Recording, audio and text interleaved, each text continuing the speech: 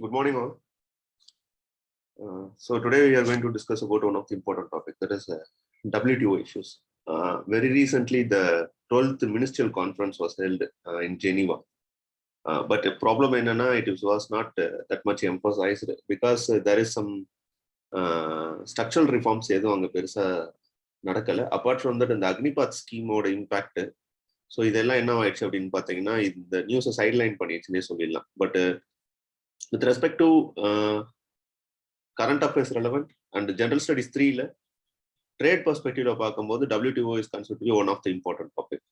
So on the sphere பார்க்கும்போது just what are all the things we are going to discuss today is nothing but WTO பத்தின ஒரு brief introduction, not to an extent ரொம்ப பெரிய ஒரு அதோட historical இது இல்லை, பட் வாட் இஸ் வாட் அப்படிங்கிற பெர்ஸ்பெக்டிவ்லையும் what is the function of WTO அப்படிங்கிற விஷயத்தை டிஸ்கஸ் பண்ணிடலாம்.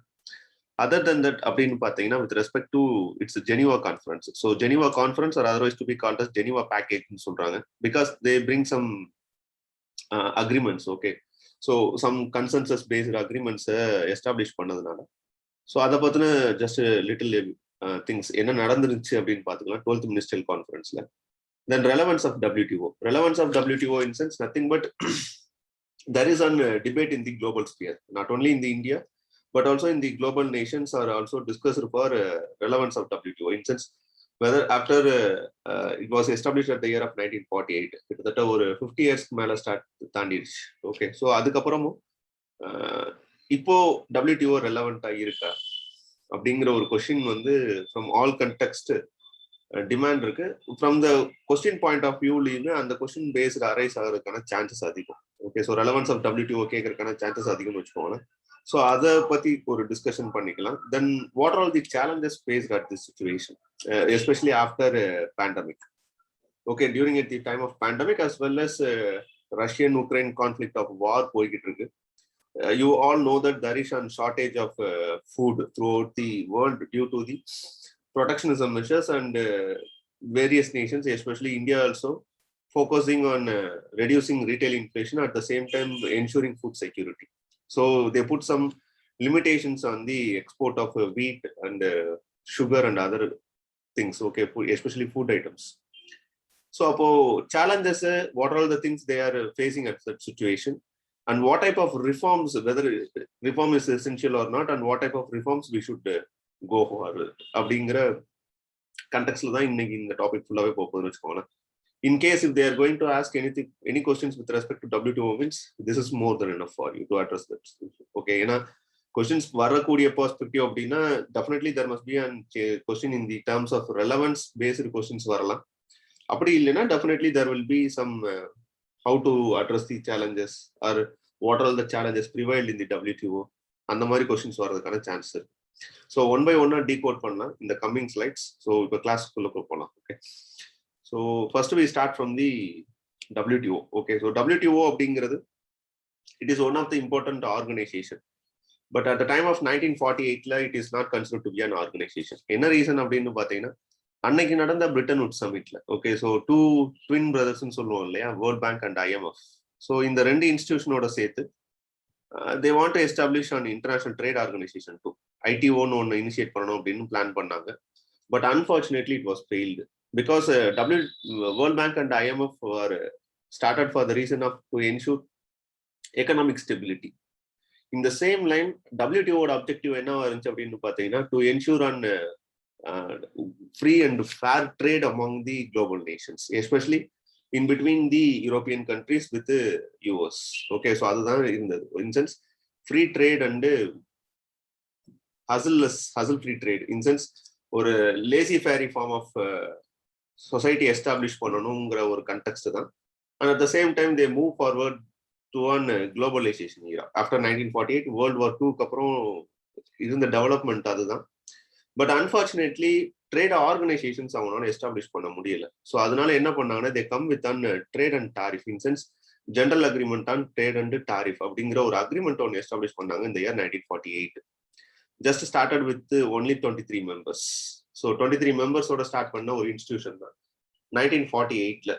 பட் அதோட ப்ராக்ரஷன் பார்த்தீங்கன்னா it is move to one tremendous level. இன்னைக்கு பார்த்தா ஒரு 161 நேஷன்ஸ் இருக்காங்கிறது with respect to organization convert ஆயிடுச்சு. ஓகே, ஸோ அக்ரிமெண்டா இருந்த ஒரு இன்ஸ்டிடியூஷன் ஆஃப்டர் டங்கல் ப்ரொபோசல்னு சொல்லுவாங்க. ஸோ டங்கல் ப்ரொபோசலுக்கு அப்புறம் 1995 என்ன ஆகுது அப்படின்னு பாத்தீங்கன்னா ஒரு இன்ஸ்டிடியூஷனா ஸ்டேட்டஸ் கிடைக்குது இந்த name of WTO organisation, world trade organisation. Okay, அதுக்கு முன்னாடி agreement, there is general agreement on trade and tariff. So இப்போ என்னவா இருக்கு அப்படின்னு பாத்தீங்கன்னா ஒரு ஆர்கனைசேஷனா எஸ்டாப்ளிஷ் ஆயிருக்கு. ஸோ ஆர்கனைசேஷனா எஸ்டாப்ளிஷ் ஆயிருக்குங்கும் போது there is some rules and orders இருக்கும். So what is its ultimate objective அப்படிங்கிறது it's nothing but to ensure free and fair trade. Agreement on general agreement on trade and tariff பொறுத்தளவுக்கு only it focus on goods தான். But WTO பொறுத்தளவுக்கு it also focus on services and with respect to intellectual property, IPR ரைட்ஸ்ன்னு சொல்லுவோம் இல்லையா, so காப்புரிமை. So இதையும் focus பண்ணக்கூடிய ஒரு லெவல்ல அதோட ஃபங்க்ஷன் ப்ரோலிஃபரேட் ஆயிருக்கு இல்ல எக்ஸ்பேண்ட் ஆயிருக்கு அப்படின்னு தான் சொல்ல முடியும். ஓகே, ஸோ அப்போ வாட் இஸ் இட்ஸ் அப்ஜெக்டிவ்ங்கிறது ஆல்ரெடி நான் சொல்லிட்டேன். It concern with free trade. Okay, through by what means அப்படின்னா through by means of some trade agreements. அந்த ட்ரேட் அக்ரிமெண்ட்ஸ் யார் சைன் பண்ணுவாங்கன்னா by all member countries, because WTO's decisions are based on the consensus based approach, not on the quota system இல்ல through by means of இப்போ UN security கவுன்சில்னா அந்த P5 countries அந்த மாதிரிலாம் கிடையாது. All having the equal number of votes. So அப்போ அந்த கண்டெக்ட்ல பார்க்கும்போது it was agreed by everyone. Okay, இந்த name of very recently 2015 they signed an agreement in the name of trade facilitation agreement, and since 2013 there is a Bali summit. In that summit they come with an agreement on agriculture. So agreement on agriculture இன்னும் continue ஆகிட்டு இருக்க ஒரு forum தான், but we have to take it into consideration as an agreement. Okay, so trade facilitation agreement sign பண்ணது, agreement on agriculture, then multi-fiber agreement. In terms of pharmaceuticals they made some agreements. Then with respect to intellectual property rights, இந்த மாதிரி agreement paste அப்ஜெக்டிவ்ல அவங்க தன்னோட ஃபங்க்ஷன்ஸை establish பண்ணிட்டே போறாங்க.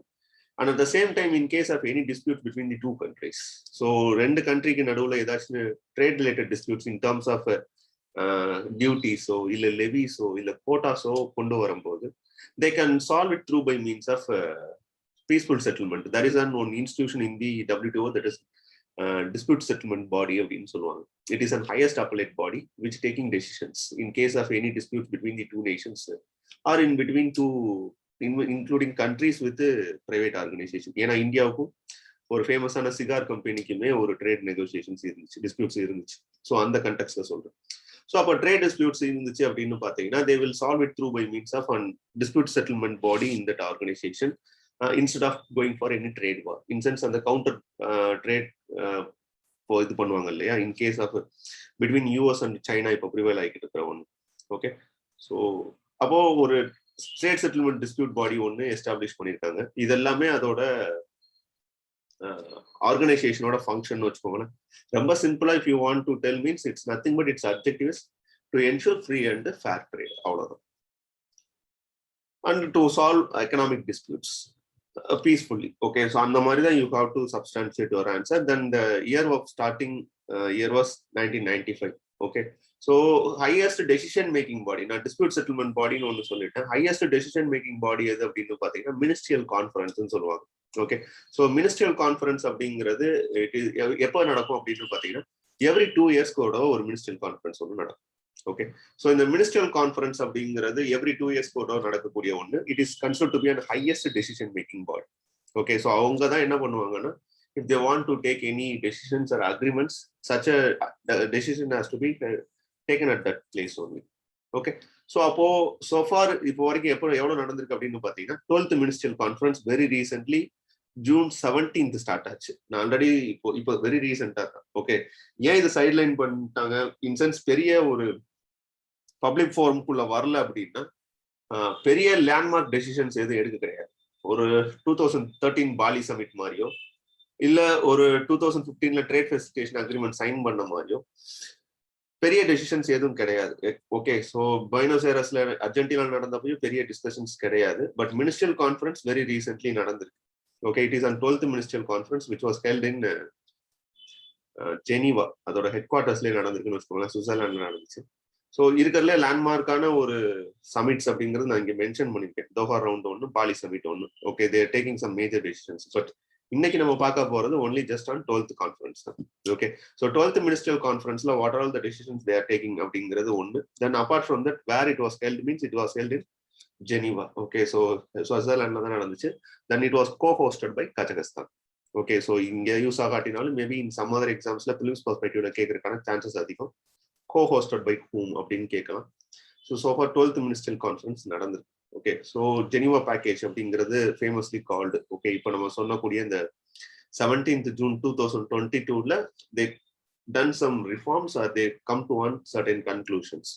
So areas அப்படின்னு பார்த்தீங்கன்னா in which areas they are taking decisions அப்படின்னு பார்த்தா WTO response to the pandemic because they give some waivers in the vaccine programs. Okay, then fishing subsidies they done some reforms one by one பார்க்கலாம். Okay, then agriculture issues பொறுத்தளவுக்கு public stock ஹோல்டிங்ஸ்ல agreement on அக்ரிகல்ச்சர்னு ஒன்று சொல்லுவாங்க.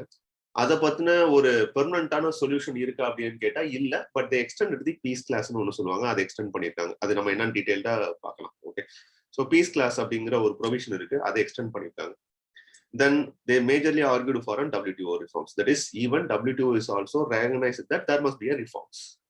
அவங்களே ஒத்துக்கிறாங்க reforms பண்ணி தான் ஆகணும். Because to an extent after this pandemic situation and in this digital forum, digital era, we want to upgrade ourselves. Until and otherwise, the WTO's objective was getting withered away.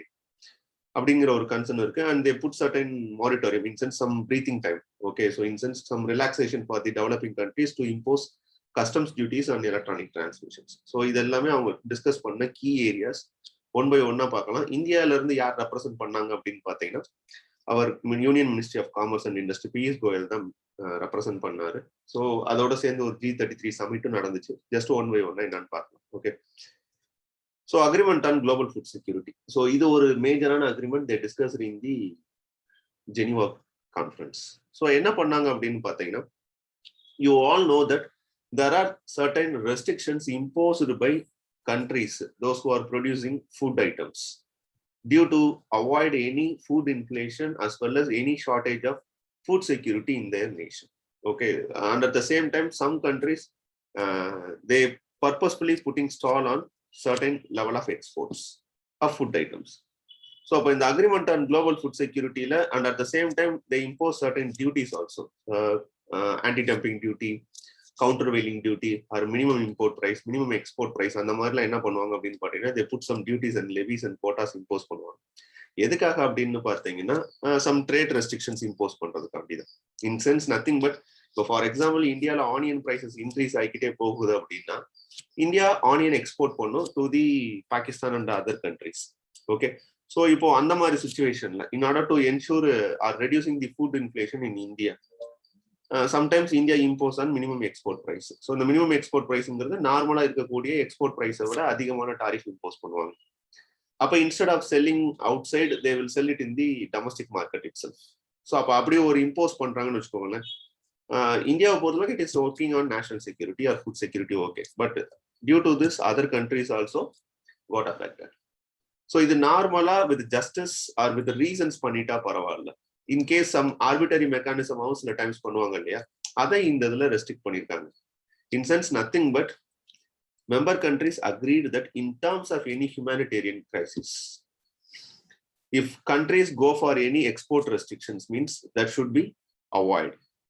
Okay, so in sense nothing but member agreed to binding decision to exempt food purchased by UN food security for humanitarian purpose from the export restriction. So in case if UN buy food for their humanitarian purpose, such a things you should not put any export restriction mechanisms in the name of minimum export prices or illa countervailing duties. So either one impose pandradhu you should stop. But there is an exemption in it. It's nothing but countries would also put certain restriction to ensure their food security needs. So domestic food security needs ensure பண்ணலாம். இந்த ஒரு பாயிண்ட்டை வேணா நீங்க add பண்ணலாம். எப்போ அப்படின்னு பார்த்தீங்கன்னா இதுக்கு முன்னாடி India's national food security versus global food செக்யூரிட்டின்னு ஒரு டாபிக் எடுத்தேன். அந்த டாபிக்ல நீங்க எதை எம்பசைஸ் பண்ணணும்னா இதை ஜஸ்டிஃபை பண்ணலாம் இந்த point. Okay, so you have to note it down at that. So இது ஒன்று அவங்க எடுத்த decisions. In sense they want to ensure global food security, all countries accepted it.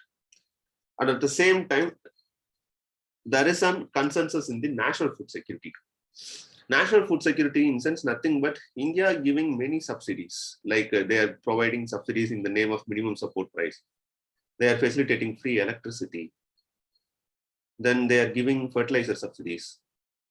pesticides, and other direct subsidies to the farmers. So இது என்னன்னு சொல்றாங்க அப்படின்னா, in terms of WTO contextல சொல்றேன், government giving direct subsidies for the agricultural or for the farming sector. இங்க இருக்கக்கூடிய challenges என்ன அப்படின்னு பாத்தீங்கன்னா, இப்ப கொடுக்கக்கூடிய டைரக்ட் சப்சிடிஸ் இருக்கு இல்லையா, இது WTO சைடு இருந்து என்ன சொல்றாங்க அப்படின்னு பாத்தீங்கன்னா, இட் இஸ் அ டிஸ்டார்டிங் ஃபேக்டர் அப்படின்னு சொல்றாங்க. In sense nothing but it giving an competitive advantage for the Indian exporters in the global market.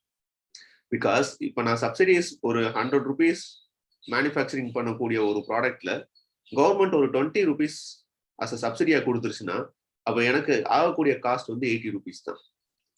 But அதே மாதிரி மற்ற கண்ட்ரிஸ் 100 rupeesக்கு மேனுஃபேக்சரிங் பண்ணக்கூடிய ப்ராடக்ட்ல அதே 20 rupees சப்சிடிஸ் கொடுக்க முடியுமான்னு கேட்டா கொடுக்க முடியாது. அப்போ மார்க்கெட்ல என்னோட ப்ராடக்ட் நான் 90 rupeesக்கு விற்க முடியும், பட் அந்த ப்ராடக்டை 100 rupeesக்கு தான் உங்களால விற்க முடியும்.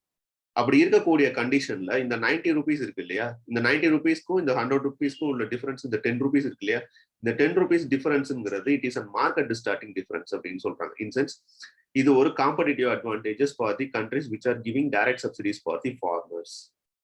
அப்ப WTO said that we want to put certain restrictions in the name of agreement on agriculture. So agreement on agriculture we want to put certain restrictions அப்படின்னு சொல்றாங்க. அப்ப இந்த அக்ரிமெண்ட் ஆன் அக்ரிகல்ச்சர்ல அவங்க சப்சிடிஸ் எப்படி கேட்டகரைஸ் பண்றாங்க அப்படின்னு பாத்தீங்கன்னா, amber box, blue box and green box சப்சிடிஸ்ன்னு சொல்லுவாங்க. இந்த ஆம்பர் பாக்ஸ் சப்சிடிஸ்ங்கிறது direct subsidies to the farmers. நம்ம கொடுக்கக்கூடிய MSP சப்போர்ட்டோ இல்ல ஃப்ரீ எலக்ட்ரிசிட்டி ப்ரொவைட் பண்றதோ இல்ல ஃபெர்டிலைசர்ஸ்க்கு நீங்க கொடுக்கக்கூடிய சப்சிடிஸோ ஆம்பர் சப்சிடிஸ்ன்னு சொல்லுவாங்க, ஆம்பர் பாக்ஸ்ன்னு சொல்லுவாங்க. கிரீன் பாக்ஸ் சப்சிடிஸ் அப்படிங்கிறது for research and development. If you are facilitating some amount for the research and development to institutions, such as subsidies are considered under green box. And blue box are nothing but these subsidies are given by some developed nations to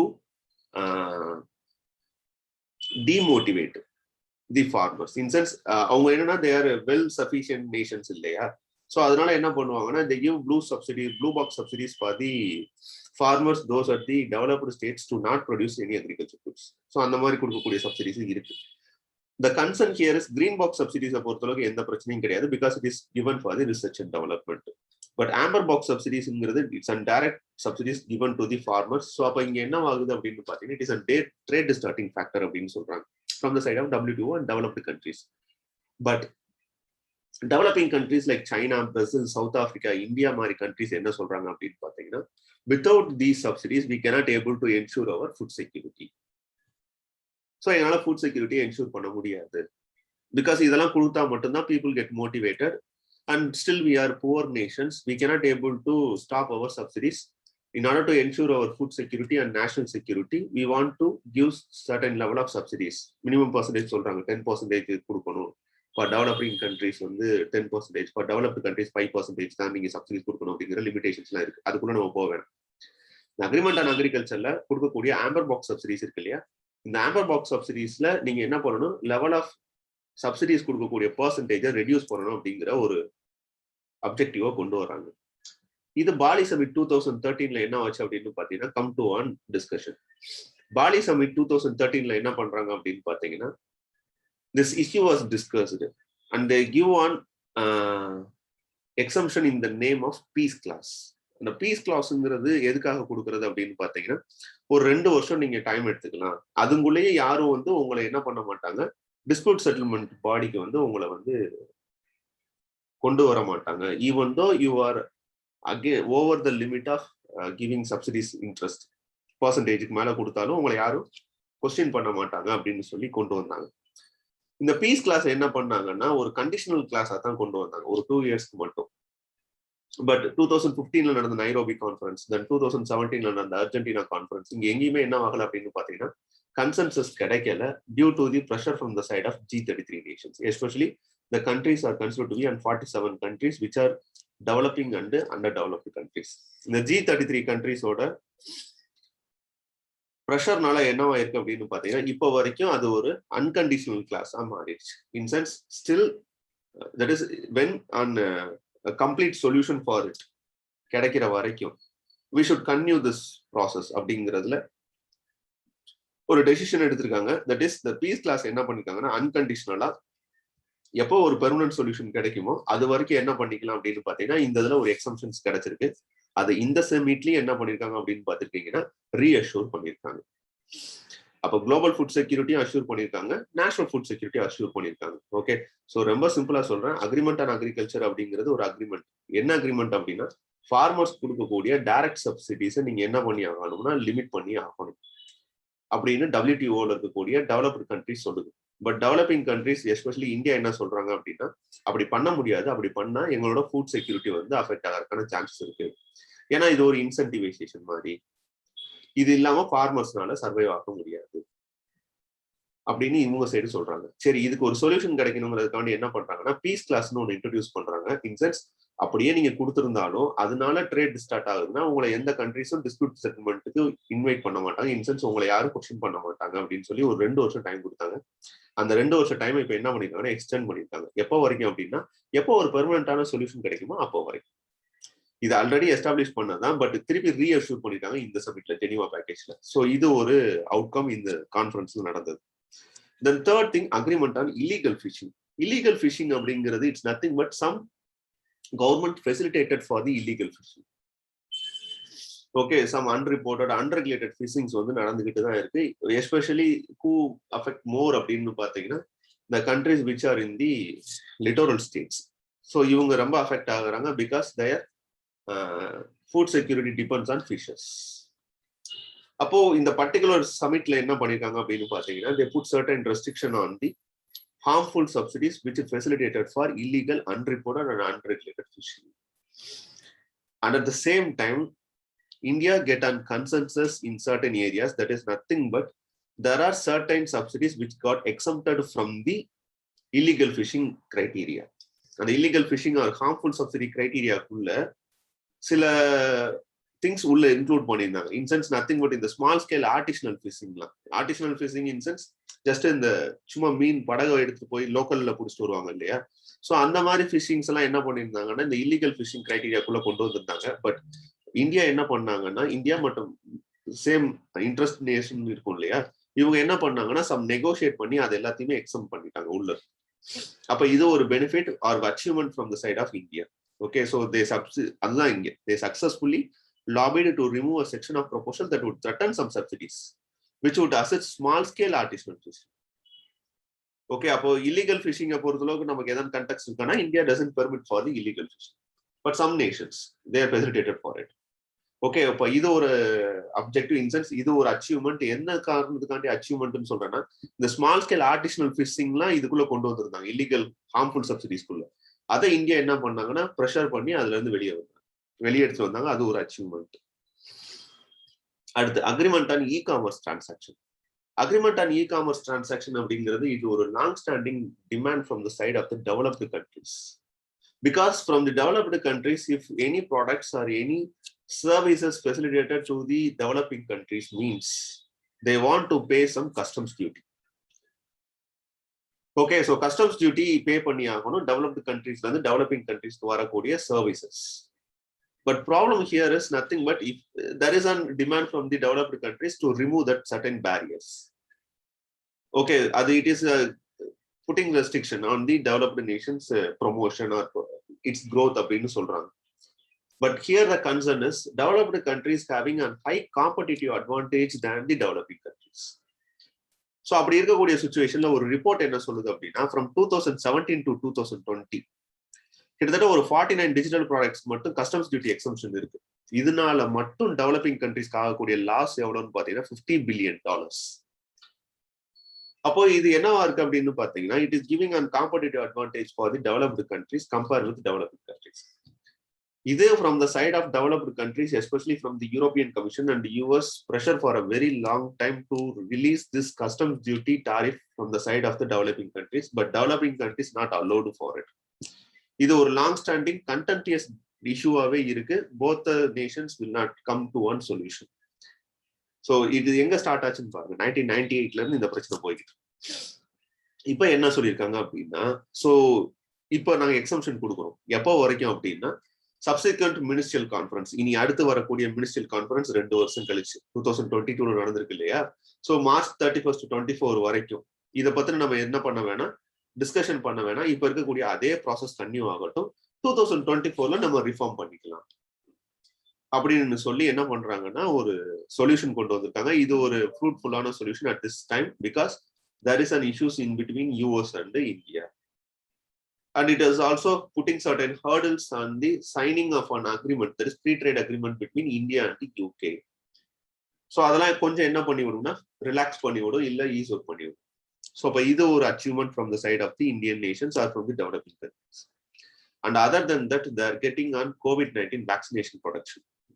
In sense, nothing but there is a demand at the time of 2020, both India and South Africa fight for the waiver from the side of patent holding companies to relax their patent in the name of evergreening or compulsory licensing process in சொல்லுவாங்க. Okay, so அது மூலமா என்ன பண்ணாங்க அப்படின்னு பாத்தீங்கன்னா they want to relax certain vaccination patents in order to ensure vaccination for all, especially to the sub-Saharan nations or African countries or least developed countries. But here the challenge is nothing but patent holding companies will not allow for it.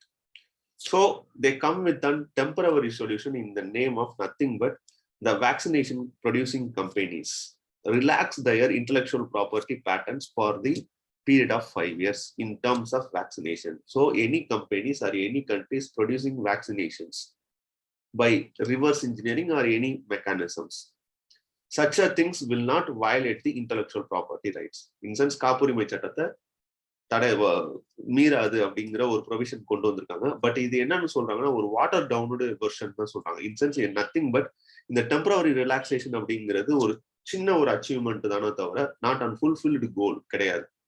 என்ன reason அப்படின்னு பாத்தீங்கன்னா India and South Africa demand for the property intellectual property waiver in terms of vaccination, treatment and test.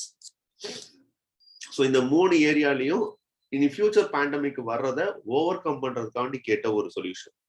But solution என்னதான் கிடைச்சிருக்கு, ஒரு சின்ன minimum amount of agreement தான் இதுல consensus தான் கிடைச்சிருக்கோ தவிர நாட் அன்ஃபுல்ஃபில்டு கோல். அப்ப இது என்னவா இருக்கு அப்படின்னு பாத்தீங்கன்னா ஒரு சைடு சேலஞ்சஸ் நம்ம சொல்ல முடியும். ஏன்னா பேண்டமிக் சுச்சுவேஷன் இதவே சால்வ் பண்ற அளவுக்கு அந்த WTOக்கு ஸ்பேஸ் இல்லைங்கிற பட்சத்துல இட் இஸ் அன் கொஸ்டின் மார்க்னு சொல்லி டிமாண்ட் பண்ணலாம். பட் இன்னொரு சைடு என்ன பண்ணலாம், it is an small achievement அப்படின்னு சொல்லலாம். ஸோ இது ஒரு achievement from the side of the developing nations in the WTO. And other than that things not solve அப்படின்னு வரும்போது இந்த அக்ரிமெண்ட் ஆன் அக்ரிகல்ச்சர்னு ஒன்று சொன்னேன் இல்லையா, அதுக்கான பெர்மனன்ட் சொல்யூஷன் இன்னும் கிடைக்கல. இன்னும் அடுத்த மினிஸ்ட்ரியல் கான்ஃபரன்ஸ்ல இது என்ன வரும்னா டிபேட் அண்ட் டிஸ்கஷன்ஸ்க்கு வரும். அண்ட் ஆல்ரெடி நான் சொன்ன மாதிரி வேக்சினேஷன் மட்டும்தான் வெய்வர் ஆயிருக்கோ தவிர other than that test and other ட்ரீட்மெண்ட்ஸ்க்கான சொல்யூஷன்ஸ் கிடைக்கல. ஸோ அப்போ ஒரு பார்ஷியலான ஒரு விக்டரின்னு தான் சொல்ல முடியும். ஸோ அது ஒரு இஷ்யூ. தென் இ-காமர்ஸை பொறுத்தளவுக்கு அந்த customs duty and other issues, data localisation, இதெல்லாம் ஒரு பிரச்சனை போய்கிட்டு இருக்கு. ஓகே, ஸோ இந்த டேட்டா லோக்கலைசேஷன் அப்படிங்கிற இந்த இஷ்யூஸ்க்குலாம் என்ன ஆகலாம் அப்படின்னு பார்த்தீங்கன்னா there is a சொல்யூஷன் இன்னும் கிடைக்கல. And not take any proactive steps for WTO reforms. WTO reforms வேணும் தான் சொல்லியிருக்காங்களோ தவிர other than that they are not discussing anything. And in 2017 சமிட்ல Argentina கான்ஃபரன்ஸ்ல என்ன பண்ணாங்க அப்படின்னா விமன் எம்பவர்மெண்ட் எல்லாம் பத்தி பேசியிருந்தாங்க. But this agreement missed to address these issues. So இது எல்லாமே கொஞ்சம் கொஸ்டின் மார்க்கா இருக்கக்கூடிய ஏரியாஸ். ஸோ அப்போ இதோட ரெலவன்ஸ் இருக்கா? இன்சென்ஸ் இப்போ இதெல்லாம் டிஸ்கஸ் பண்ணியாச்சு, மினிஸ்ட்ரியல் கான்ஃபரன்ஸ்ல இவ்வளோ டிஸ்கஸ் பண்ணியிருக்கோம். there are certain positive benefits நடந்திருக்கு, some challengesம் இதுக்குள்ள இருந்திருக்குன்னு வச்சுக்கோங்களேன். அப்போ இத சார்ட் அவுட் பண்றதுக்கான இல்ல WTO உண்மையிலே தேவையா after 75 years, especially after 20 years of 1995 agreement, இந்த WTOவோட இன்ஸ்டிடியூஷனோட ரெலவன்ஸ் தேவையான்னு கேட்டா எஸ் இட் இஸ். அது அப்படிதான் இருக்கு. ஓகே, என்ன ரீசன் அப்படின்னு பாத்தீங்கன்னா ஜஸ்ட் ஸ்டார்ட் பண்ணப்போ 23 மெம்பர்ஸ் தான் 1947ல. But now it has 161 members, including the countries which are against the WTO, especially China and Russia. Those are all countries to be called as communist nations in there. So they are to an extent fight against the laissez-faire state. So avungalume ipo enna aayirukanga, member aayirukanga because they know the reality of WTO. அப்ப there is an extension of membership. இது ஒரு பாயிண்டா எழுதலாமா? 100% justify பண்ணி எழுதலாம். And what is the trade share among WTO members? So global trade la 98% of the global commerce யாரு பண்ணிக்கிட்டு இருக்காங்கன்னா இந்த 161 நேஷன்ஸ் தான், எஸ்பெஷலி WTO மெம்பர்ஸ். அப்போ free trade and fair trade என்ன ஆயிருக்கு, எஸ்டாப்ளிஷ் ஆயிருக்கு. இது ஒரு பாயிண்டா நீங்க ஜஸ்டிஃபை பண்ணலாம். Then participation of developing and least developed countries. In sense participation மட்டும் கிடையாது, இன் டர்ம்ஸ் ஆஃப் டெசிஷன் மேக்கிங்லயும் they are taking some decisions or they fulfil their goals or objectives. In sense nothing but initial டேஸ்ல GATT establish பண்ணப்ப, general agreement on trade and tariff establish பண்ணப்ப it only representing on developed countries or industrial countries. But now WTO was majorly pressured or influenced by the developing nations and LDC countries. For example, the agreement on agriculture இருக்கட்டும், இல்ல இந்த e-commerce ஓட சக்சஸா இருக்கட்டும், incense எக்ஸ்டென்ஷனா இருக்கட்டும், இது எல்லாத்துக்கும் மேஜரா என்ன அப்படின்னு பாத்தீங்கன்னா WTO-ல developing countries ஓட participation and their voices are getting represented. Because for example சொல்லணும் அப்படின்னா G33 members ன்னு சொல்லுவாங்க. The G33 is nothing but a collection of 47 developing and least developed countries. They fight against the voices which violates the rights of developing and developed countries, least developed countries. So அப்ப அந்த விதத்துல என்னன்னு பாத்தீங்கன்னா, compare with other institutions like IMF மாதிரியோ, இல்ல world bank மாதிரியோ, இல்ல United nation மாதிரியோ, voices to the concerned person or preferential person or those who are having on high quotas அப்படின்னு சொல்றதை தாண்டி இங்க எல்லாருக்குமே என்னவா இருக்கு, வாய்ஸ் கிடைச்சிருக்கு. That is a consensus based organization. Any one, if they are not say no means such agreement will not be solved in this forum. So அப்ப அது ஒரு பெரிய அட்வான்டேஜஸ். தென் அதர் ஏசியன் டைகர்ஸ் சொல்லுவாங்க, countries such as south Korea, Malaysia, Singapore, Thailand, தென் Asian countries, இவங்கெல்லாம் Asian tigers சொல்லுவாங்க. So இந்த Asian tigers are benefitted all because of this. பிலிப்பைன்ஸா இருக்கட்டும், சவுத் கொரியாவா இருக்கட்டும், ஜப்பானா இருக்கட்டும், இவங்கெல்லாம் எதுல பெனிஃபிட் ஆனாங்க அப்படின்னு பாத்தீங்கன்னா WTO-னால பெனிஃபிட் ஆன ஒரு country, even including China also. இந்தியாவை எடுத்துக்கலாமான்னு கேட்டா இட் இஸ் மிக்ஸ்டு. ஓகே, நம்மளோட ஏசியன் டைகர்ஸ் சொல்ல முடியாது. Okay, so then solving complicated disputes. Solving complicated disputes in sense, in case of any trade distorts or trade issues between the two nations means they can solve through by means of and dispute settlement body peacefully. There are many disputes such as anti-dumping duties, countervailing duties, aircraft tariffs, IPR rights violation. இது எல்லாமே எங்க வச்சு solve பண்ண முடியும் அப்படின்னா, in terms of dispute settlement பாடியில நம்மளால solve பண்ண முடியும். ஸோ காம்ப்ளிகேட்டட் டிஸ்பியூட்ஸை பீஸ்ஃபுல்லா செட்டில் பண்ணதுக்கான ஒரு ஃபோரமா இது ஃபங்க்ஷன் ஆகும். Next thing, reducing trade barriers. So reducing trade barriers அப்படின்னு வரும்போது ஓவரால் ஒரு ஃபிகர் எடுத்து பார்க்கும்போது 1995ல WTO வந்திருக்கு. கிட்டத்தட்ட 15% இருந்த ட்ரேட் டாரிஃப் இப்போ எவ்வளவு ரெடியூஸ் ஆயிருக்குன்னா 8% ஆயிருக்கு. 1948ல கம்பேர் பண்ணும்போது கிட்டத்தட்ட 40% ஆஃப் ட்ரேட் டாரிஃப் என்ன ஆயிருக்குன்னா ரெடியூஸ் ஆயிருக்கு, in sense lowering trade barriers. அப்போ it is facilitating more number of players to enter into the global market. So அது மூலமா they can able to generate new revenues. Through from that they go for an economic growth. India concern பார்க்கும்போது கிட்டத்தட்ட trade tariff எவ்வளவு reduce ஆயிருக்கு அப்படின்னா 38.6%ல இருந்து 13.5% after our LPG reforms. So அப்போ it give more facilitation and ease of doing பிசினஸ்லாம் சொல்றோம் இல்லையா. ஸோ அதெல்லாம் இது ஃபெசிலிட்டேட் பண்ணி கொடுக்கக்கூடிய ஒரு ஆஸ்பெக்ட்ல ஃபங்க்ஷன் ஆகும். தென் increase in trade volume. So கிட்டத்தட்ட 2.5 times இன்க்ரீஸ் ஆயிருக்கு WTO லான்ச் ஆனதுல இருந்து. ஸோ மெர்கண்டைஸ் ட்ரேடோட சப்போர்ட் பார்த்தீங்கன்னா 27%ல இருந்து 43% இன்க்ரீஸ் ஆயிருக்கு. சர்வீஸை பொறுத்தளவுக்கு 25%ல இருந்து 35% இன்க்ரீஸ் ஆயிருக்கு. அப்போ it is an remarkable achievement all because of WTO. Then Bali package.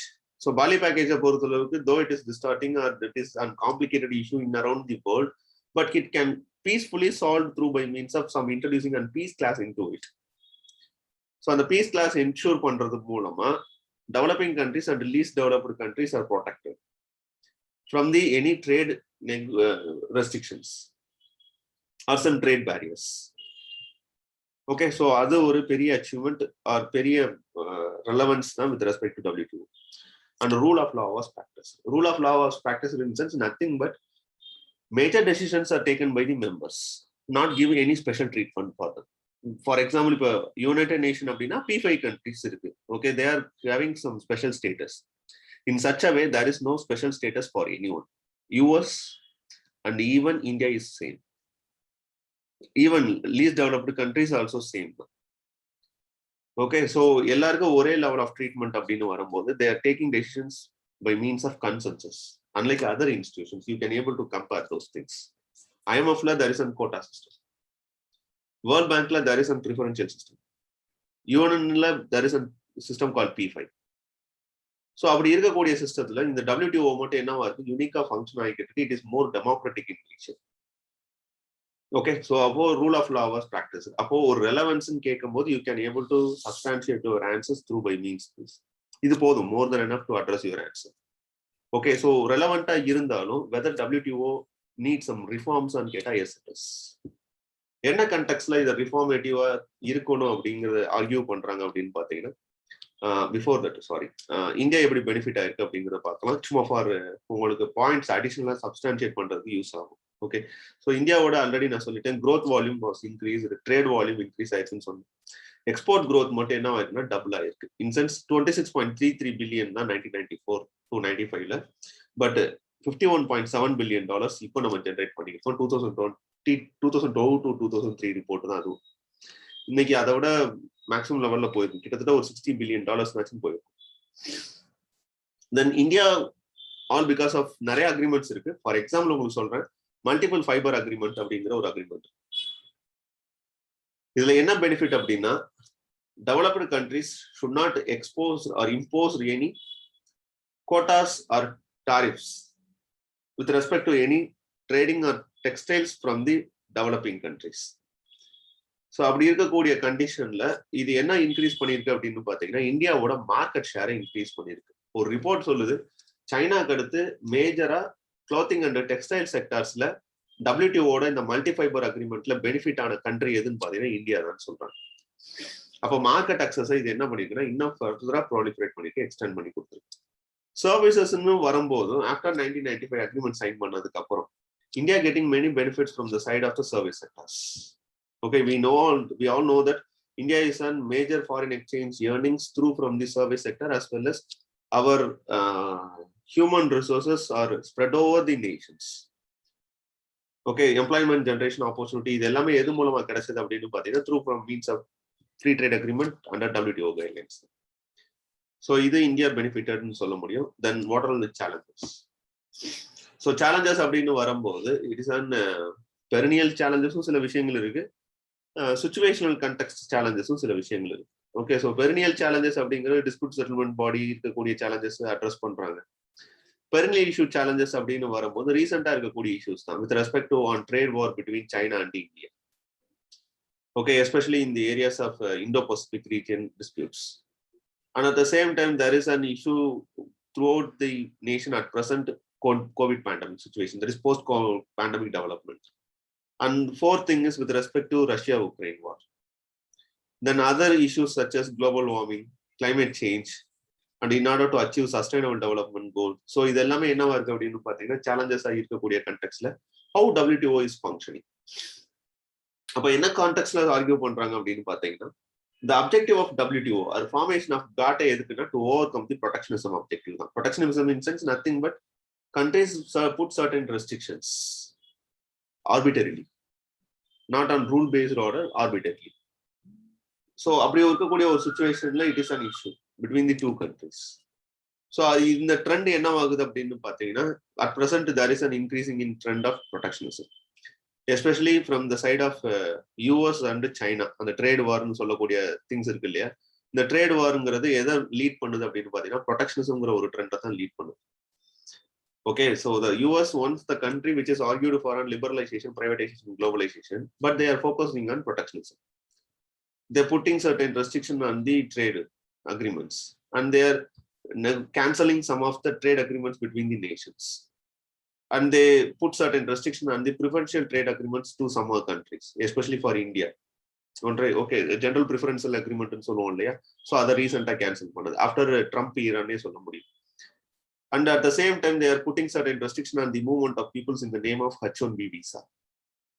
So இதெல்லாம் என்னவாகுது அப்படின்னு பாத்தீங்கன்னா, it bringing on protectionism, re-emergence of protectionism. Such a protectionism was not addressed by WTO. Okay, so protectionism emerge ஆயிருக்குங்கிறது okay, fine, everything. But on the issues you cannot able to address in the WTO அப்படிங்கிறது தான் ஒரு sad story. And at the same time, the COVID-19 situation, which shows that there is an asymmetries in the terms of economic, social, and health aspects in the areas of countries which are developed and with countries which are least developed and developing countries. Especially take, for example, vaccination. So vaccination of the countries which having a high number of share in terms of global health expenditure, they are benefited more through by means of producing patent rights vaccinations, but they are hesitant to supply it for the developing or underdeveloped nations. So upon the asymmetries either create பண்ணுது அப்படின்னா economic, social and health barriers create பண்ணுது. So அதை எதை address பண்றது இல்லை அப்படின்னா WTO address பண்ண miss பண்ணுது. Then many issues are not solved for the very long time, especially in terms of the digital economy. 1998 இருந்து டிஸ்கஸ் பண்ணிட்டு இருக்க விஷயம். Agreement on agriculture 2013 they come to one conclusion. So ஒரு consensus வந்தது, but before that also they are discussing on these areas. And very recently fishery subsidies அதுவும் இன்னும் போய்கிட்டு தான் இருக்கு, இஷ்யூஸ்ல போய்கிட்டு தான் இருக்கு. ஓகே, ஸோ அப்போ பழைய இஷ்யூஸையும் உங்களால சார்ட் அவுட் பண்ண முடியும். ஓகே, லைக் சச் அஸ் அக்ரிகல்ச்சர்ல there is no any consensus. Fishery subsidiesல they are taking some incrementalism steps தான், not structural reforms எதுவும் பண்ண கிடையாது. Special and differential treatment for developing and developed கண்ட்ரீஸ்க்கு பெரிய ஃபோக்கஸ் கிடையாது. சரி, இதெல்லாம் ஓகே, பழைய இஷ்யூஸ்னாலும் நியூ இஷ்யூஸ் இதை அட்ரஸ் பண்ணுதான்னு கேட்டால் இல்லை. கிளைமேட் சேஞ்ச் பிரச்சனை போய்கிட்டு இருக்கு, பேண்டமிக் இஷ்யூஸ் போய்கிட்டு இருக்கு, டிஜிட்டல் எக்கனாமி ஃபோர்த் இண்டஸ்ட்ரியல் ரெவல்யூஷனுக்குள்ள மாறி போய்கிட்டு இருக்கும். இதையும் அட்ரஸ் பண்ணாத ஒரு சுச்சுவேஷன்ல இது ஃபங்க்ஷன் ஆகிட்டு இருக்கு. Then trade war already I explain. Okay, so globalization ஈரால the trade war is nothing but it not only disturbing the trade between the US and China but also the global nations.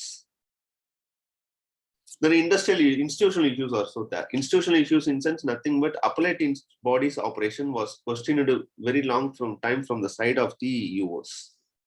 So they are putting certain restriction on the appointments in the appellate body itself. So adjudicatory body they are not functioning properly. And lack of countries in country status in sense nothing but there is an issues between the nations, especially from the side of US and China is nothing but China claimed that we are developing country, but from the US side it said that it is undeveloped nation. In what criteria? Often Europe Union and Europe countries and developed countries such as US claimed that China is no more self-declared itself as undeveloping nation. So it is on self-declaration. They said that it is on self-declaration. So அப்படி இருக்கக்கூடிய situationல there is no any clear consensus that who are listed under least developed countries, who are listed under developing countries, who are listed as developed nations. So இந்த criteria கிடையாது. Many nations followed some of the objectives. OECD countries சொன்ன list படி பார்த்தா அதுவும் fix ஆகாது. G20 வர்றதா இருந்தா இந்தியாவும் G20 வரும். பட் பாவர்ட்டி லெவல்ல பார்த்தா இந்தியா கம்பேரிட்டிவ்லி லீஸ்ட் டெவலப்டு. அப்போ ஒரு கிளியர் கட்டான ஒரு கிளாரிட்டி இல்லை with respect to status of countries self designated in sense approach. Okay, so அது ஒரு issue. Then at the same time poor response to the changing need, especially in this e-commerce and digital trade era there is some challenges. They are not addressing very properly. And forming plurilateral organizations outside the WTO. Plurilateral organizations are nothing but 2 or 3 countries join together and they make a new order within their sphere and they facilitate some free trade agreement in between them and they put certain restrictions, trade restrictions with other countries. Appo it is a trade starting factor because it benefit for the only small number of countries. Or a small number of countries மட்டும் தான் it giving facilitated or benefited, not for all. அப்போ இந்த சிச்சுவேஷன்ல என்ன ஆகுது அப்படின்னு பாத்தீங்கன்னா out the rule book of WTO அப்படின்னு வரும்போது டிஸ்பியூட் செட்டில்மெண்ட்ஸ் வந்தாலும் they cannot able to question on the WTO forum. அப்போ இந்த plurilateral organization such as regional comprehensive economic practice, trans Atlantic and trade Pacific act, so இதெல்லாம் என்ன ஆகுது அப்படின்னு பாத்தீங்கன்னா ஒரு குளோபல் ட்ரேட் ஆர்டரை ஸ்டார்ட் பண்ற ஒரு விஷயமா இருக்கு. Those benefited for the regional development or regional countries வச்சுக்கோங்க, but to one extent it is also on the starting factor among the global trade nations. So when the plurilateral organizations form பண்ணுங்க, but not outside the WTO. It should be within the WTO. அந்த மாதிரி இருந்தா it is well and good. Okay. Next thing is இது எல்லாமே function or issues வச்சுக்கோங்க. What type of development we should take into considerations? Development in sense what type of reform should be taken from the side of WTO. இது ரொம்ப முக்கியம், very important area அப்படின்னு பார்த்தீங்கன்னா, நான் லாஸ்டா எடுத்த இந்த 3 aspect தான். One is with respect to relevance, the next is with respect to challenges, the third one is with respect to how to reform WTO. Very important reform from the side of WTO is it should reform its appellate body. It's nothing but it's a dispute settlement mechanism body தான் reform பண்ணி ஆகும். All countries, okay, all countries come with an consensus that we need some reforms in the areas of dispute settlement mechanism. Okay, because it is considered to be the crown of WTO ன்னு சொல்லுவாங்க. லிஞ்ச்பின் சொல்லலாம், இல்ல crown of WTO எதுன்னு பார்த்தீங்கன்னா இந்த dispute settlement mechanism தான் சொல்லுவாங்க. So இந்த dispute settlement mechanism எப்படி நம்ம வந்து ரிஃபார்ம் பண்றது அப்படின்னு பார்த்தீங்கன்னா, first it should be come with democratic character. In sense nothing but you have to conduct elections periodically and such elections should be rule based order. Okay, so இப்போ இருக்கக்கூடிய challenges என்ன அப்படின்னு பார்த்தீங்கன்னா, in case of members who are in the appellate body or in the dispute settlement body, such a members in case of any retirement, it is not filled adequately. In sense அது என்ன ஆகுதுன்னா, ஒரு long gap விழுந்துருது. ஒரு மெம்பரை நீங்க அதுக்கப்புறம் தான் என்ன பண்ண ஆரம்பிக்கிறாங்கன்னா, சர்ச் பண்ணி அப்பாயிண்ட் பண்ணவே ஆரம்பிக்கிறாங்க. அப்போ ப்ரொபோசல் சைடு இருந்து என்ன கொடுக்குறாங்க அப்படின்னு பார்த்தீங்கன்னா, ஒரு அப்பலைட் மெம்பர் பாடியோட எக்ஸ்பைரி ஆகிறதுக்கு முன்னாடியே 6 monthsக்கு முன்னாடி யூ ஷுட் நோட்டிஃபைட். ஸோ அது மூலமா என்னன்னா, once he was left from the appellate body means immediately another person has to replace them. So இது ஒரு issue they have to sort out. The next thing is with respect to after retirement. In case ஒரு person ஒரு கேஸை deal பண்றாருன்னு வச்சுக்கோங்களேன், இந்த person என்ன retired ஆகி போயிடுறாரு அப்படின்னா, அதே பர்சன் தான் எதை டீல் பண்ணணும்னா அந்த பர்டிகுலர் கேஸை டீல் பண்ணணுங்கிற ப்ரொவிஷன் WTO இருக்கு. ஓகே, ஸோ இப்போ இது என்ன சொல்றாங்க அப்படின்னு பாத்தீங்கன்னா, ஒரு பர்சன் அந்த கேஸை விட்டு தட் இஸ் அந்த ஒன்ஸ் ரிட்டையர்ட் ஆகி வெளியே போனதுக்கு அப்புறம் அந்த கேஸ் அவர் யார் எடுத்து பண்ணக்கூடாது, அதே பர்சன் எடுத்து பண்ணக்கூடாது. ஏன்னா சம் பெனிஃபிட்ஸ் அவருக்கு கிடைக்கிறதுக்கான சான்சஸ் இருக்கு. Okay, in sense nothing but the complained appellate body members who have finished their term should not sit in judgment of cases after their retirement. So இது ஒரு reform from the side of the dispute settlement mechanism. Maybe இதோட question வர்றதுக்கான chances இருக்கு. இதை மட்டும் specify பண்ணி கேட்கறாங்கிற பட்சத்தில். Other than that the dispute settlement body take very long time to solve the disputes. It takes years and years. Okay, அப்போ they argued for some time bound settlement system. Okay, அப்போ time bound settlement system அப்படின்னு சொல்றாங்கன்னா, they want to finish that particular dispute within the 90 days as a norm. Special conditions கொடுக்கலாம். Okay, so டிராஃப்ட்ல இருக்கிறது என்னன்னா, within 90 days குள்ள அந்த டிஸ்பியூட்ஸை நீங்க solve பண்ணி கொடுத்தா மட்டும்தான் it is seems to be viable. Okay, other than that it is a long standing dispute from the side of US or complaint from the side of US that dispute settlement body exercise judicial overreach. அங்கேயும் இந்த பிரச்சனை இருக்கு. Not only in Indian Supreme Court, but also in the global nations, especially in the dispute settlement body also, they go for judicial overreach because they stated that in some cases they diminish the rules or in some cases they overreach their rules or rights beyond the level of WTO.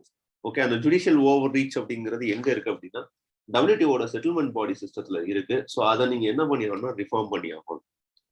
In sense, appellate body should exercise their power within the rules and regulation what derived from the WTO. Okay, so அப்போ WTO குள்ள இருக்கக்கூடிய rules and regulations குள்ள என்ன functions அவங்களால exercise பண்ண முடியுமோ அந்த ஃபங்க்ஷன்ஸை மட்டும் they should do, not on all matters. Okay, so இதெல்லாம் reforms which seems to be very essential to strengthen the appellate body, especially dispute settlement mechanism body. Yana, it is considered to be the linchpin of an organization or crown of the organization. Such a reforms demanded not only from the side of Europe countries or US countries, but also from the side of developed and other countries. There is no any second thought கிடையாது. Rules and regulations வந்து சும்மா some recommendations from the side of various papers இருக்கும் இல்லையா, அதை வச்சு நான் கொடுத்துருக்கிற recommendation தான் இது. Then second thing is special and differential treatment. நான் ஆல்ரெடி சொன்ன மாதிரி தான் enabling class இருக்கு. ஆல்ரெடி 1979ல when they established GATT, at the time itself they go for an enabling class, in sense nothing but a preferential treatment class. Preferential treatment class in sense nothing but developing countries status will not enjoy by developed countries. where least developed countries having comparatively advantage than the developed and developing nations. Okay, but who declare the country status as developing, developed, or underdeveloped or least developed country is nothing but based on the self-election. In sense, they proclaimed themselves as a developing country. This is a great question mark from the side of the countries which affected by this means, because very especially on trade war between China and China and the US states that China claiming many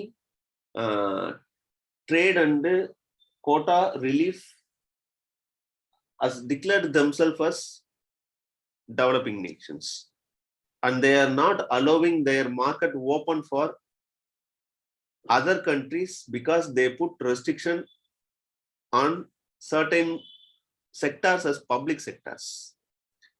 Okay, so public sectors ஒரு பேர்ல என்ன பண்ணிடுறாங்க அப்படின்னு பார்த்தீங்கன்னா, they make their economy to be a closed economy. But on the other side, in case of export, they go for an export means they benefited from the developing country status. Okay, so அப்போ ஒரு self election declaration அங்க என்ன ஆகுது, follow up ஆகுது, இது trade distortion நடக்குது. அப்போ identifying and right person, right பெனிஃபிஷியரிங்கிறது it is very essential. Okay, there should not be any inclusion error or exclusion error. எப்படி நம்ம ஆதார்ல பண்ணமோ அதே மாதிரி தான் இன்க்ளூஷன் எக்ஸ்க்ளூஷன் எரரை நீங்க அவாய்ட் பண்ணி ஆகணும். அப்போ இங்க எதை நம்ம ஒரு டூலா எடுத்துக்கிறது அப்படின்னு பாத்தீங்கன்னா, OECD சொல்ற மாதிரி பார்த்தா China exempted from the developed nations. On the criteria of public purchasing power parity அப்படியான்னு பார்த்தா இல்ல, இந்தியானால அதை அச்சீவ் பண்ண முடியாது. பட் US சைனா அச்சீவ் பண்றாங்க. சரி, okay, from the side of G20 nations நம்ம இன்க்ளூட் பண்ணிக்கலாமா அப்படின்னா, G20 நேஷன்ஸ் நீங்க இன்க்ளூட் பண்றீங்க அப்படின்னா இந்தியாவும் உள்ள வந்துடும். அப்ப அதுவும் பண்ண முடியாது. அப்போ எதை இண்டெக்ஷனா எடுத்துக்கலாம் அப்படின்னா, they give some reforms, relief identification tool என்ன சொல்றாங்கன்னா, go for poverty index. So poverty இண்டெக்ஸை எடுத்துக்கிட்டோம் அப்படின்னா, எக்ஸ்ட்ரீம் பாவர்ட்டி எங்க இருக்கோ அந்த கண்ட்ரிஸ் நம்ம என்ன சொல்லிக்கலாம்னா developing and developed, least developed கண்ட்ரிஸ்ன்னு சொல்லிக்கலாம். அப்படின்னா India come under this context. In sense, India very recently Oxford Multidimensional Poverty Index stated that 30% of Indian population are living in extremely poverty. So அப்ப இங்க இடத்துல என்ன இருக்கும் பாத்தீங்கன்னா, ஸ்பெஷல் அண்ட் டிஃபரன்ஷியல் ட்ரீட்மெண்ட்டுக்கு ஒரு ஐடென்டிஃபிகேஷன் கிடைக்குது. இல்ல go for region specific. Region specific போனீங்கன்னா sub Saharan Africa and South Asian கண்ட்ரிஸை உங்களால கொண்டு வர முடியும். ஸோ இதை நீங்க எடுத்துட்டு வரலாம். இல்லையா, go for case by case basis. Case by case basis in sense sector ஸ்பெசிஃபிக்கா எடுத்துக்கலாம். இப்போ ஒரு கண்ட்ரில சைனால ஃபார் எக்ஸாம்பிள் ஒரு பர்டிகுலர் செக்டார் என்னவா இருக்கு அப்படின்னு பாத்தீங்கன்னா ஹைலி டெவலப்டா இருக்குன்னா அதுக்கு நீங்க என்ன பண்ணுங்க, டெவலப்டு கண்ட்ரிக்கான ஸ்டேட்டஸ் கொடுங்க. இப்போ ஒரு sector particularly any sectors, okay, ஒரு ஃபார் எக்ஸாம்பிள் அக்ரிகல்ச்சர்னு சொல்லலாம். அக்ரிகல்ச்சர் அங்க கிடையாது சொல்றேன், அதுவுமே ஹைலி பெனிஃபிட்டடான ஒரு செக்டார் தான் வச்சுக்கோங்க. இருந்தாலும் டேக்கன் ஃபார் எக்ஸாம்பிள், இந்த இடத்துல ஒரு காமர்ஸ் இண்டஸ்ட்ரி இருக்கு, இ காமர்ஸ் இண்டஸ்ட்ரி இருக்கு, இந்த இடத்துல ஒரு அக்ரிகல்ச்சர் இருக்கு. அப்படிங்கிற பட்சத்துல இந்த அக்ரிகல்ச்சர் ஒருவேளை டெவலப்பிங் ஸ்டேட்டஸ்ல இருந்து இந்த இ காமர்ஸ் டெவலப்டு ஸ்டேட்டஸ்ல இருந்திருந்தா இந்த இ காமர்ஸ் செக்டார்ஸை பொறுத்தளவுக்கு அதுக்கு டெவலப்டு ஸ்டேட்டஸ் கண்ட்ரிக்கான ஸ்டேட்டஸ் கொடுங்க. அக்ரிகல்ச்சரை பொறுத்தளவுக்கு அது டெவலப்பிங்ல இருக்குன்னா அதுக்கு டெவலப்பிங் கண்ட்ரிஸ்க்கான ஸ்டேட்டஸ் கொடுங்க. இதை நீங்க அடாப்ட் பண்ணும்போது கேஸ் பை கேஸ் பேசிஸ் போகும்போது it gives some more clarity in terms of attaining the special and differential treatment அப்படிங்கிறது அவங்க கொடுக்கக்கூடிய suggestion from the side of way forward. Then third thing, open variant plurilateral agreement instead of closed plurilateral agreement. நான் already சொன்ன மாதிரி many countries make their own plurilateral agreement with outside the sphere of WTO members. But இங்க என்ன சொல்றாங்கன்னா, go for open plurilateral agreement. Open plurilateral agreement is nothing but it should be come in under the ambit of WTO. WTO குள்ள அது function ஆகும். But countries என்ன பண்ணிக்கலாம்னா plurilateral agreement அவங்களுக்குள்ள special treatment எல்லாம் கொடுத்துக்கலாம். பட் அந்த அக்ரிமெண்ட்ல யார் சைன் பண்ணலாம்னா எல்லாரும் சைன் பண்ணலாம். whoever wish to come to join in this plurilateral agreement, everyone will facilitate for them to join. There is no any regional restrictions or any trade restrictions or any cross country restrictions எதுவும் கிடையாது. Then such a thing is open to all and there is no any penalty if anyone join later. So அதுக்கு எந்த penalty impose பண்ண கிடையாது.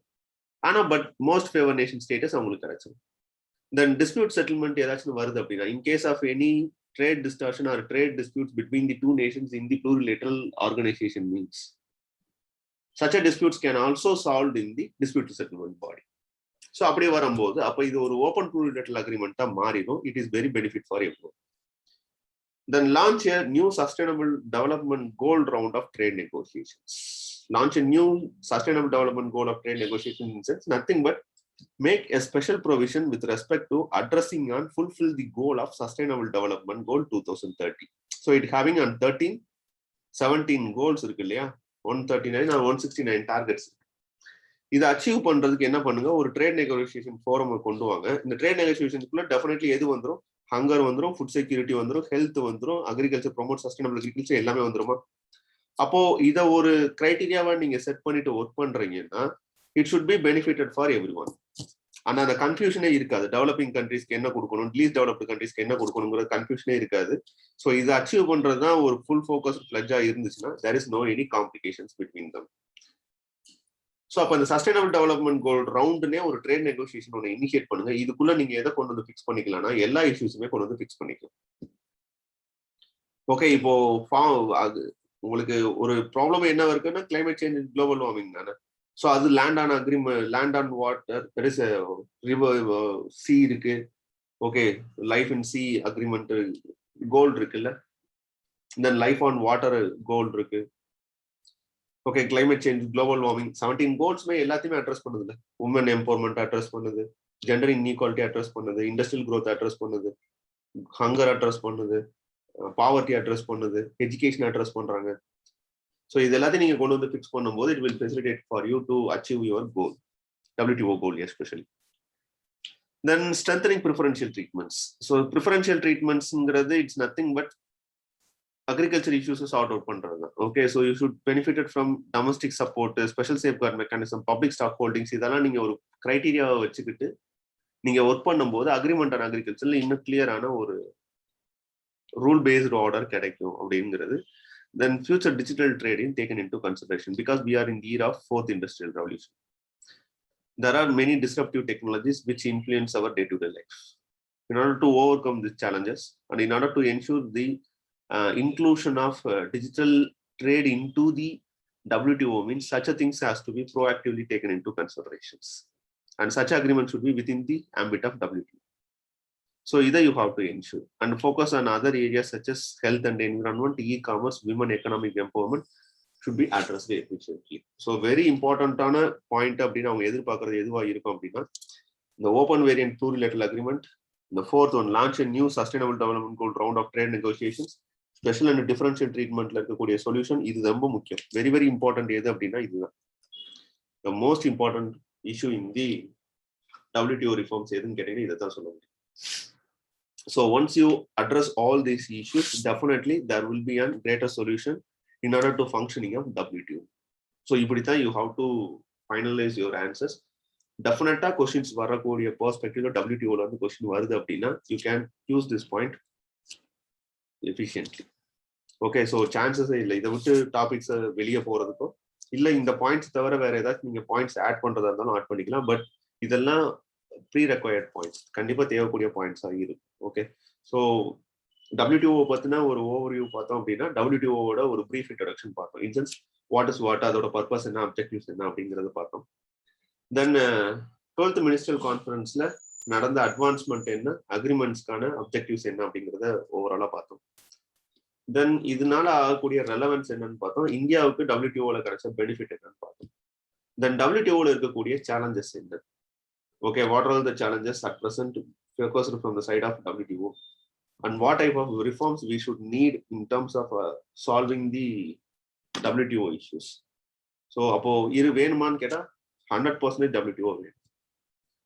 Reforms கண்டிப்பா தேவை. So அதை செஞ்சா it will be fruitful for every one அப்படிங்கிற ஒரு ஸ்பியர்ல முடிங்க. ஸோ இதோட என்ன பண்றோம், இந்த டாபிக்கை வந்து ஃபினிஷ். ஓகே, ஸோ இதுக்கப்புறம் நெக்ஸ்ட் டாபிக் அடுத்து வரக்கூடிய கரண்ட் அஃபேர்ஸ் ரெலவெண்ட் இஷ்யூஸ் ஏதாவது ஒன்று டிஸ்கஸ் பண்ணலாம். இன்கேஸ் வேற ஏதாச்சும் டாபிக்ஸ் உங்களுக்கு தேவைப்பட்டாலும் please put in the comment box. Okay, so in next classes I will try to sort out this.